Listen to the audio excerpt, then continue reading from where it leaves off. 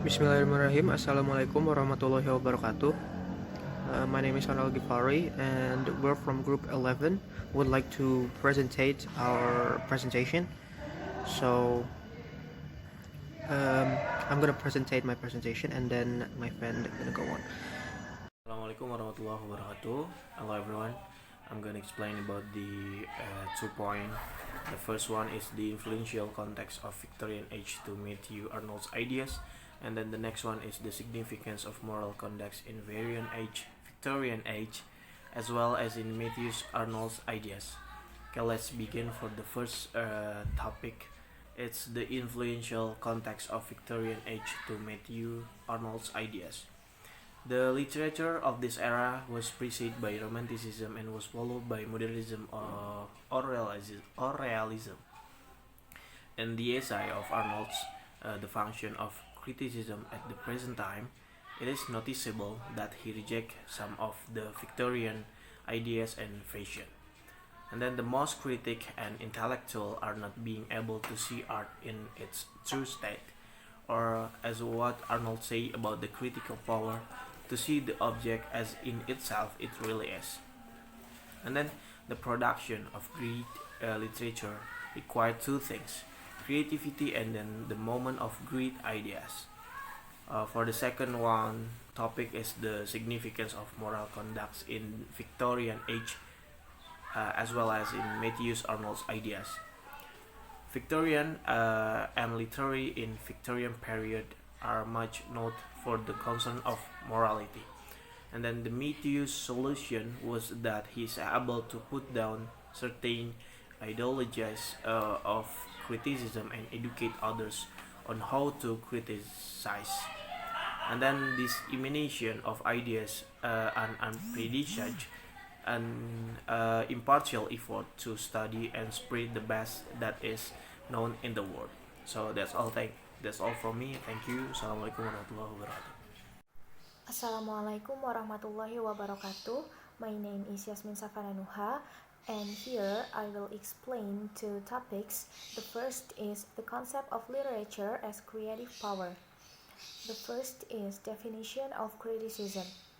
The endeavor in all branches of knowledge, theology, philosophy, history, art, science, to see the object as in itself it really is, so it may produce in its practitioner a sense of creativity joy, and it requires the fresh ideas. And the second is critical writing.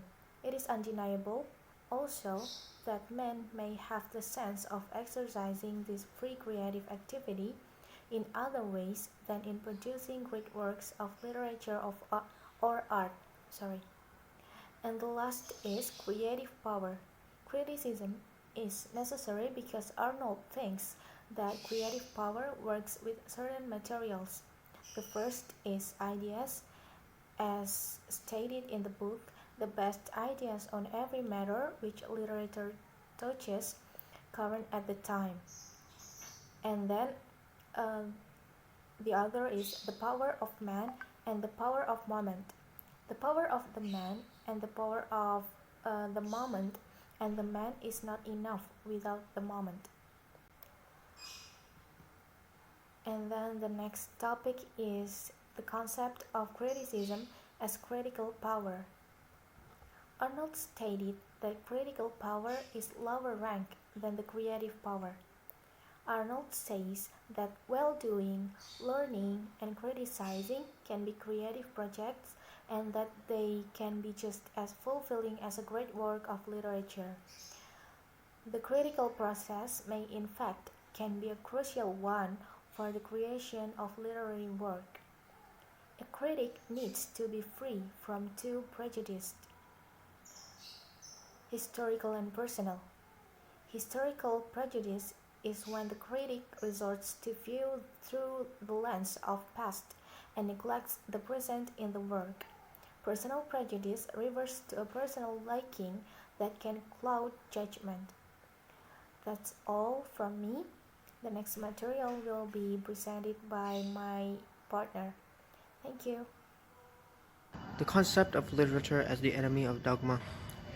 Arnold is willing to follow Newman's idea and accept at least the logical validity of his quote-unquote formerly arbitrary and patently impossible line of argument, set to work to make religion more pure and rational, as they suppose by pointing out that this or that of these doctrines is false. Matthew Arnold reimagined the role of religion by positioning religion as having power in creating truth.